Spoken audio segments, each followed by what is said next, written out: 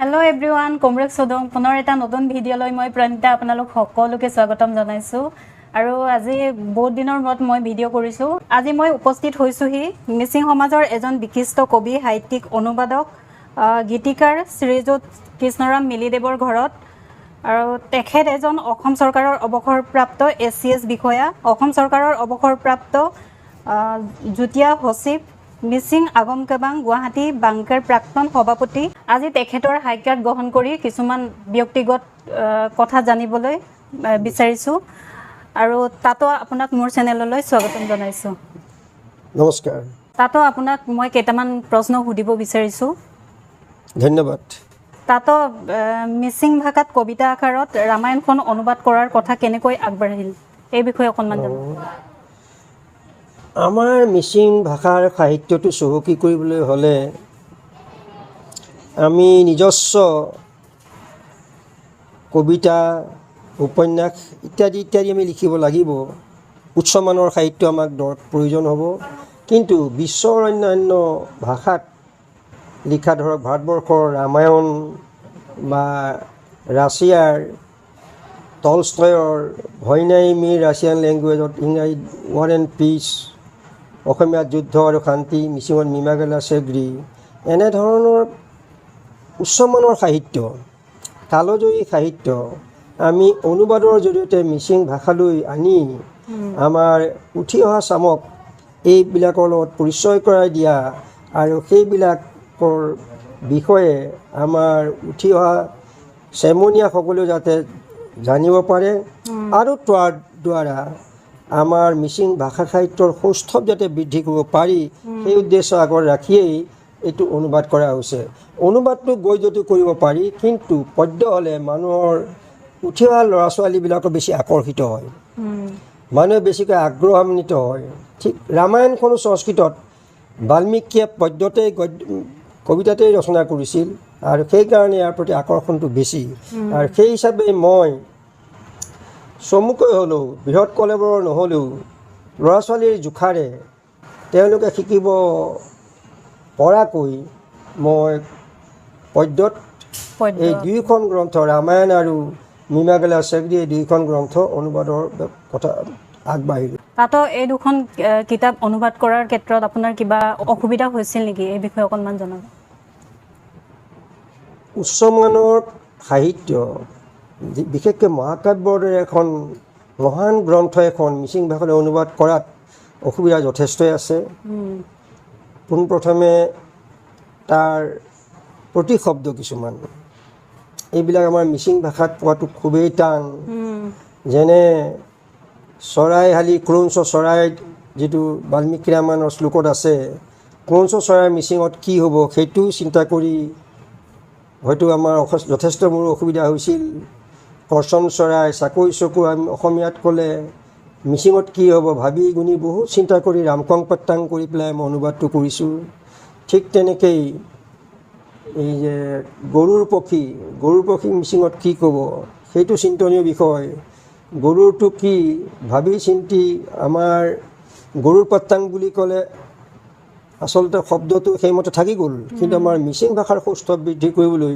মিচিং ভাষাৰ শব্দ ব্যৱহাৰ কৰিব লাগিব তেনেস্থলত মই ভাবি গুণি বহুত চিন্তা কৰিছোঁ যে গৰুৰ পক্ষীৰ মিচিঙত কি হ'ব প্ৰতিশব্দ দেখিলেও গৰুৰ পক্ষীটো কি গৰুৰ পক্ষী কিং অফ দি বাৰ্ড এই কালৰ সেই তাহানিৰ এতিয়া বৰ্তমানৰ king of the bird eagle চৰাই আকৌ মিচিঙত কি ক'ব তেতিয়াহ'লে গণৰ প্ৰত্যাং বুলি ক'ব সেইধৰণে মই শব্দটো ইয়াতে চিন্তা কৰি উলিয়াব লগা হৈছে ঠিক তেনেকৈ শ্লোক ২৪,০০০ শ্লোক ৰামায়ণত সন্নিৱিষ্ট হৈছে এতিয়া শ্লোকক মিচিঙত কি ক'ব শ্লোকক শ্লোক বুলি ক'লেই জানো হ'ব হয় শব্দটো আমি ধাৰ কৰা শব্দ হিচাপে ব্যৱহাৰ কৰিব কিন্তু মিচিং ভাষাৰ সৌষ্ঠৱটো বৃদ্ধি নহয় সেইকাৰণে মিচিং ভাষাত বুজাব লাগিল সেইকাৰণে মই কৰিলোঁ কি ৰেম নে আপিপ দুনে মাতম গম ইয়াৰ 24,000 আছে এই কথাটো ক'ব যাওঁতে এনেকুৱা ধৰণৰ অসুবিধা শব্দৰ প্ৰতিশব্দৰ কথাটো আছে অসুবিধা দ্বিতীয়তে শব্দ যেতিয়া আমি বিচাৰোঁতেই সময় নষ্ট হয় বা শব্দটো বিচাৰোঁতে আমাৰ যেতিয়া প্ৰতিশব্দ বিচাৰি আমি হাহাকাৰ কৰিব লাগে তেনেস্থলত যিটো ছন্দত আমি অনুবাদ কৰিম পদ্য হিচাপে বা কবিতা হিচাপে সেইটোত আমি ফ্লুৱেঞ্চি যে অনুবাদ কৰোঁতে আমি যি ধৰণে স্বতঃস্ফূৰ্তভাৱে অনুবাদ কৰিব লাগে সেই অনুবাদটো ব্যাহত হয়। ইয়াতো তেনেকুৱা ব্যাহত হৈছে। মই আপ্ৰাণ চেষ্টা কৰিছোঁ যে যিখিনি পাৰোঁ, কিন্তু প্ৰতিবাৰে উজুতি খাওঁ যে ইয়াৰ প্ৰতিশব্দবিলাক নোপোৱাৰ কাৰণে।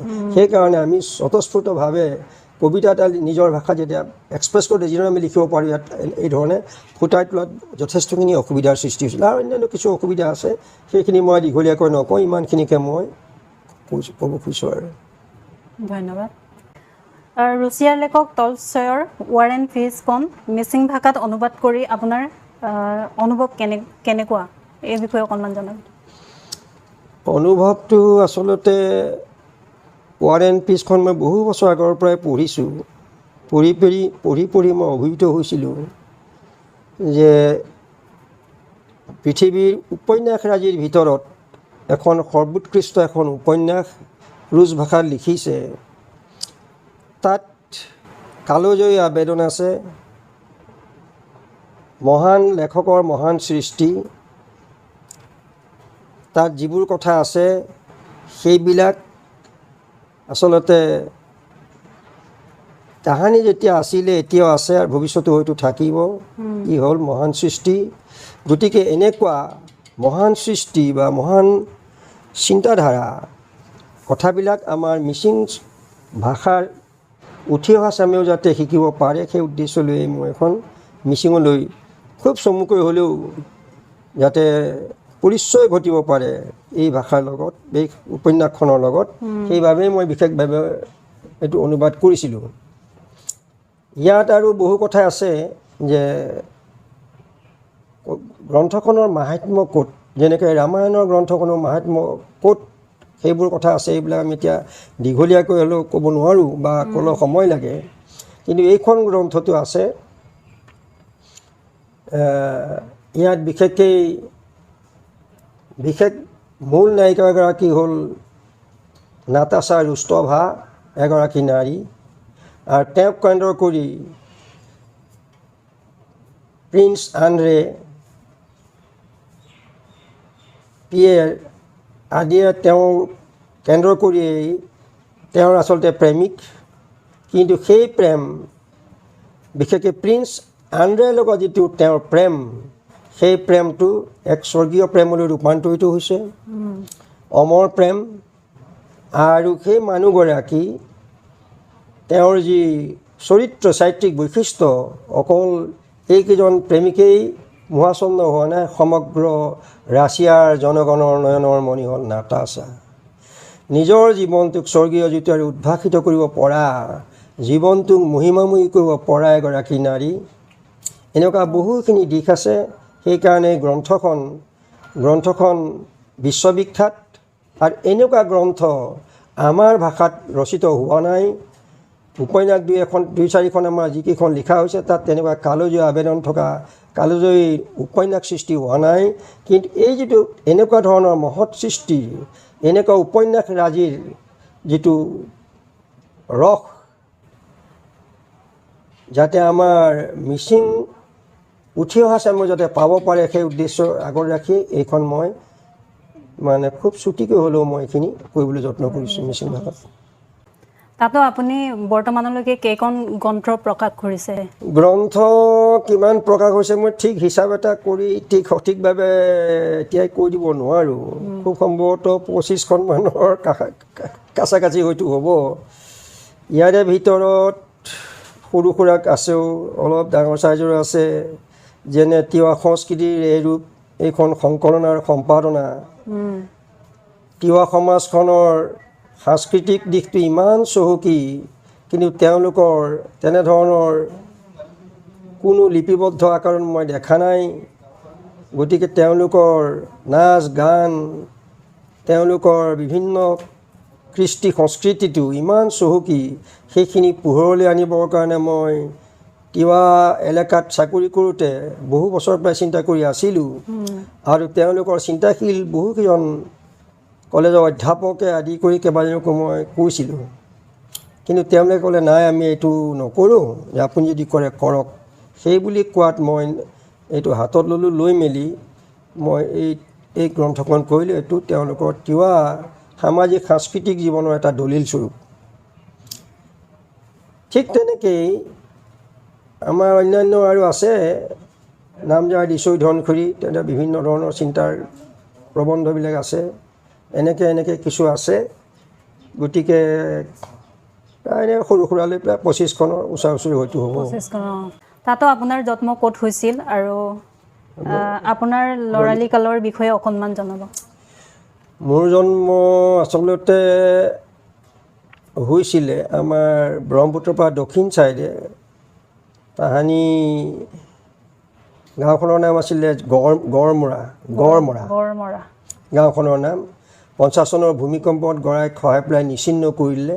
তাৰপিছত তাৰ পৰা অলপ পূবলৈ আহি আমি আহিলোঁ এই চিৰিষ্টিকা বুলি কয়, চিকাৰী ঘাট, ফেৰি অহা যোৱা কৰা ব্ৰহ্মপুত্ৰত এই ঠাইত। তাতো আকৌ গৰা খহাই পেলাই আকৌ আমি 10 কিলোমিটাৰমান আকৌ ভিতৰলৈ আহিলোঁ। এতিয়া বৰ্তমান আছোঁ নতুন চাপৰি বুলি এখন গাঁৱত। গতিকে জন্ম হৈছিলোঁ গড়মৰাত, ডাঙৰ দীঘল হ'লোঁ নতুন চাপৰি চিৰিষ্টিকাত। ঠিক তেনেকৈ পঢ়া শুনা কৰি যি হ'লোঁ আজি সেই অৱস্থাত উপনীত হৈছোঁহি। আৰু ল'ৰালি কালটো জানেই যে কেনেকৈ কটাইছিলে। আমাৰ ল'ৰালি কাল গাঁৱত যি ধৰণে ল'ৰা ছোৱালীবিলাকে খেলা ধূলা কৰি গৰু ৰখি হাল বাই মা দেউতাৰ লগত খেতিপথাৰলৈ গৈ যি ধৰণে পাৰ কৰে আমি তেনেকৈ পাৰ কৰিছিলোঁ।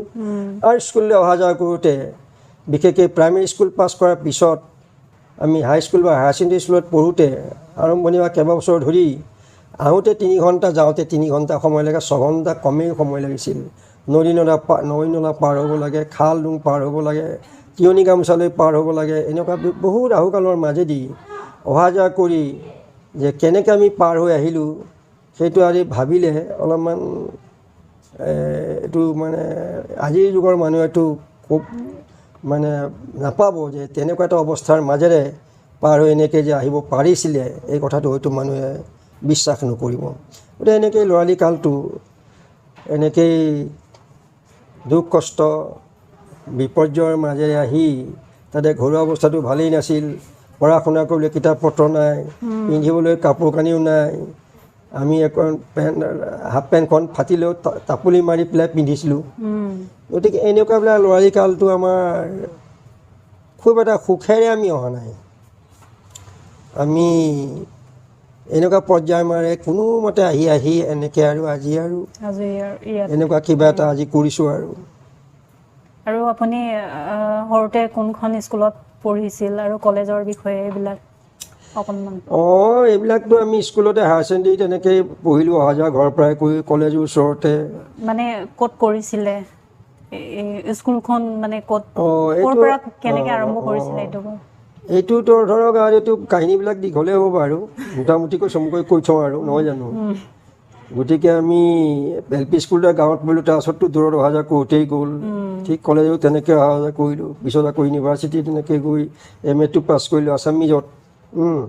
এনেকেই পাৰ হ'লোঁ, হৈ মেলি স্কুলত সোমালোঁ। প্ৰথমতে ভেঞ্চাৰ হাইস্কুলত 1 বছৰ, তাৰপিছত ডেফিচিট হাইস্কুলত গ'লোঁ, তাতে 4 বছৰমান থাকিলোঁ। তাৰপিছতে কম্পিটিটিভ পৰীক্ষা দি চাকৰিটো পালোঁ। চাকৰিটো পাই তাতো সেই বিপৰ্যয়। মই সেই চাকৰিত সোমোৱাৰ আগতে মই বিয়া পাতিলোঁ, এবছৰমান আগতেই। পিছে দুৰ্ভাগ্য, মোৰ জীৱনত দুৰ্ভাগ্য। যিকোনো ভাল কাম কৰিবলৈ মোৰ বাধা আহে।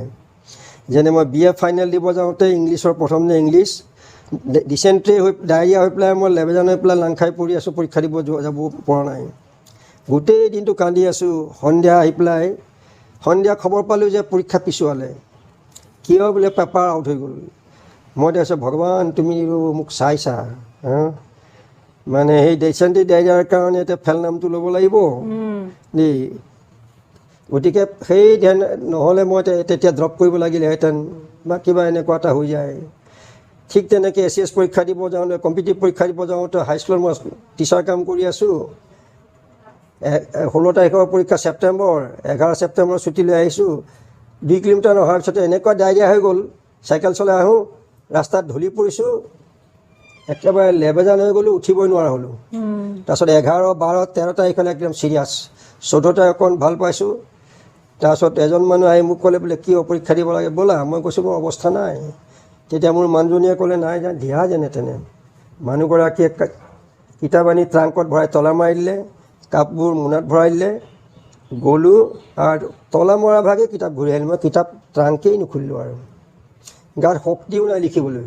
ভগৱানৰ কৃপাতে মানে সেই ইমান দুৰ্বল গাৰে লিখি যে পালোঁ মানে ৰিটাৰ্ণ পৰীক্ষাত, এয়া ভগৱানে জানে আৰু। তাৰপিছত মৌখিকটো অৱশ্যে দিওঁতে মোৰ গা চা ভাল হৈছে আৰু মৌখিকটো মোৰ খুব ভাল হ'ল, মানে মই ভাবিব নোৱাৰাকৈ ভাল হ'ল। গতিকে কিবা স্বৰূপে এইটো পালোঁ আৰু SCS নামটো লৈ পেলাই চাকৰি তাকৰি কৰিলোঁ, কৰি মেলি ৰিটায়াৰ হ'লোঁ 1981 কি 2011 31 ডিচেম্বৰত ৰিটায়াৰ হ'লোঁ। ৰিটায়াৰ হৈ এতিয়া ইয়াতে ঘৰত বহি আছোঁ, লেখা মেলা কৰোঁ, পঢ়া শুনা অলপ কৰোঁ, এইখিনি কৰি আছোঁ আৰু। তাতো আপোনাৰ ভৱিষ্যত পৰিকল্পনা আৰু কি আছে অকণমান জনাব।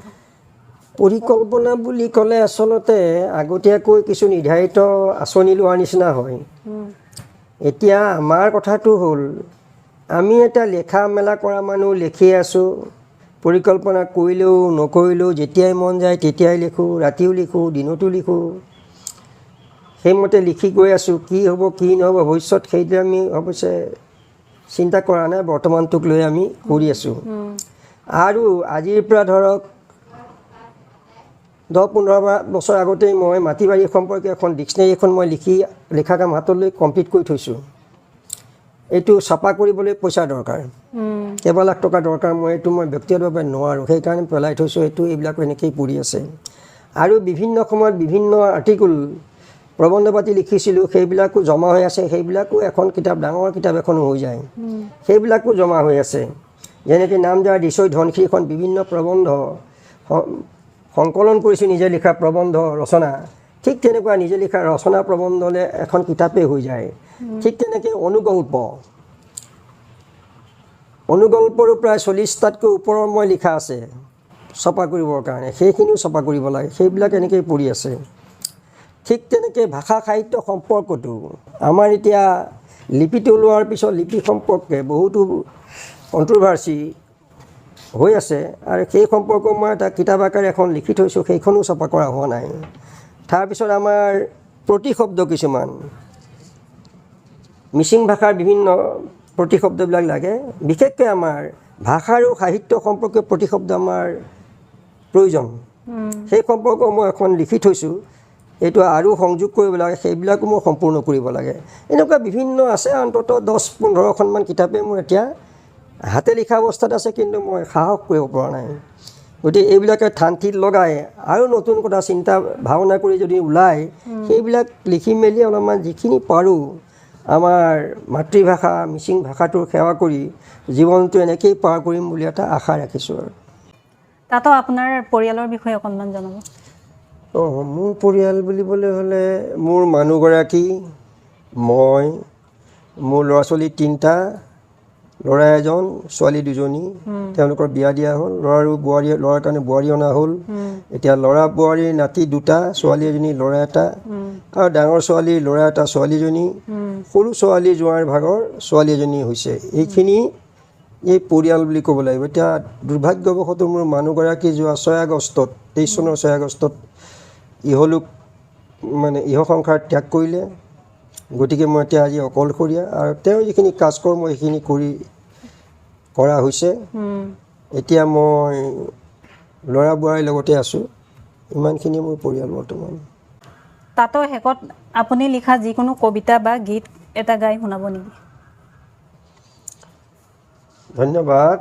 এতিয়া মই মানে আচলতে গীত লিখোঁ, কবিতা লিখোঁ, অসমীয়াতো কবিতা লিখিছোঁ, মিচিঙতো লিখিছোঁ, ইংৰাজীতো মই কবিতা লিখিছোঁ, আৰু গীত হিচাপে মই অসমীয়াতো লিখিছোঁ। এতিয়া হ'ল মই কণ্ঠশিল্পী নহয় আচলতে, হ'লেও মই লিখাখিনিক মানে গদ্য আকাৰে মই অকণমান গুণগুণাই দিব পাৰোঁ। আৰু কণ্ঠশিল্পী হিচাপে সুৰ লগাই নাগালেও, যেনে মই জীৱনৰ সুৰ বুলি যিখন গীতৰ পুথি আছিলে 1998 চনতে প্ৰকাশ হৈছিলে, প্ৰথম প্ৰকাশ।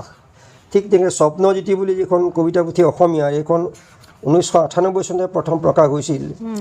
আৰু গীতৰ পুথিখন দ্বিতীয় সংস্কৰণটো এতিয়া ওলাবগৈ আকৌ এই 2 দিনৰ ভিতৰত। আৰু আশ্বিন মাহাত্ম বুলি মিচিং পদ্যপুথি এখন প্ৰকাশ হৈছিল 2017 চনত। আৰু ইংৰাজী কবিতাটো তেনেকৈ আগতে অকণমান আগৰ লিখাবিলাক প্ৰকাশ কৰিছিলোঁ, এইটো ৰিপ্ৰিণ্টিং হৈছে, এইটো ওলাব।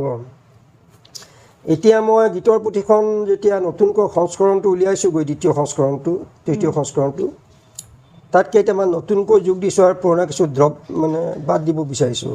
তাৰে ভিতৰত মানুহগৰাকী মৰাৰ পিছত মই কেইটামান লিখিলোঁ। তাৰে ভিতৰত এনেকুৱা এটা, মই এইটো আৰু সুৰ দি নাগাওঁ বাৰু, কথাখিনি মই কৈ দিছোঁ। অ' বাটৰুৱা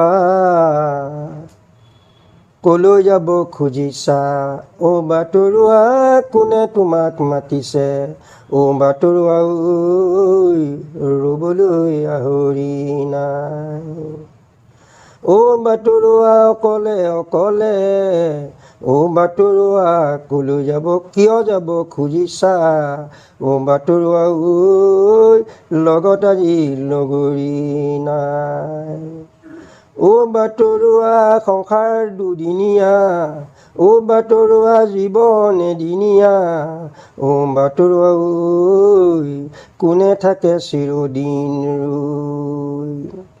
আৰু এটা ধৰক, মোৰ নয়নৰ মণি তুমি, মোৰ নয়নৰ মণি, পালোঁ তোমাক হিয়াৰ মাজত মোৰ নয়নৰ মণি, ক'ত বিচাৰি যাওঁ মই ক'ত বিচাৰি পাওঁ, উৰে জীৱন বিচাৰি হাবাথুৰি খাওঁ, ক'ত আছে সোণৰ খনি আছে ৰূপৰ খনি, ক'ত আছে পৰশমণি বিচাৰি মই চাওঁ, নাপালোঁ মই সোণৰ খনি ৰূপৰো যে খনি, পালোঁ তোমাক হিয়াৰ মাজত মোৰ নয়নৰ মণি, আৰু পালোঁ তোমাৰ এটি আটক ধুনীয়া মন, এনে মনৰ মানুহ মই ক'ত বিচাৰি পাওঁ। এনেকৈ অলপ লিখিছোঁ আৰু সুৰ নাজানো মই। থেংক ইউ, ধন্যবাদ। মোৰ আজিৰ অনুষ্ঠানটো ইয়াতে সামৰিম বুলি ভাবিছোঁ। তাতো আপোনাক অশেষ ধন্যবাদ জ্ঞাপন কৰিছোঁ আৰু তাতৰ সুস্বাস্থ্য আৰু দীৰ্ঘায়ু কামনা কৰিছোঁ। ধন্যবাদ। আজিৰ অনুষ্ঠানত আহি মই অংশগ্ৰহণ কৰি মোৰ ভাল লাগিল আৰু আপোনালোকৰ চেনেলটো উত্তৰ ভৱিষ্যত উজ্জ্বল কামনা কৰিলোঁ। আৰু এনেকেই আপোনালোকে আমাৰ ভাষা সাহিত্য চৰ্চা কৰা মানুহবিলাকক সাক্ষাৎ কৰি তেওঁলোকেনো কি চৰ্চা কৰিছে, কি কৰা নাই, তেওঁলোকে কি সাহিত্য ৰচনা কৰিছে, ভাষা সাহিত্যক কেনেকৈ তেওঁলোকে উন্নতিৰ পথত আগুৱাই নিব, এনেকুৱাবিলাক যদি এই ধৰণে সাক্ষাৎ কৰি তেওঁলোকক সাক্ষাৎ লোৱা যায়, তেতিয়াহ'লে আমি বুজিব পাৰিম যে কোনে কি ধৰণে কি চিন্তা কৰি আছে। তেওঁলোকে কোনোবাই হয়তো নিজাকৈ কিবা চিন্তা চৰ্চা কৰিছে, সেইবিলাক হয়তো আমি বহুতে নাজানো। গতিকে এনেধৰণে আজি মোৰ পৰা যেনেকৈ আপোনালোকে ইটো সিটো কথা সুধিলে, চমুকৈ হ'লেও মই যিখিনি পাৰিছোঁ কৈছোঁ। গতিকে এই ধৰণে আপোনালোকে এই অনুষ্ঠানটো এই চেনেলটোৱে যাতে বিশেষ ভূমিকা গ্ৰহণ কৰে, তাৰ কাৰণে আপোনালোকলৈ মোৰ শুভেচ্ছা থাকিলে। থেংক ইউ, ধন্যবাদ।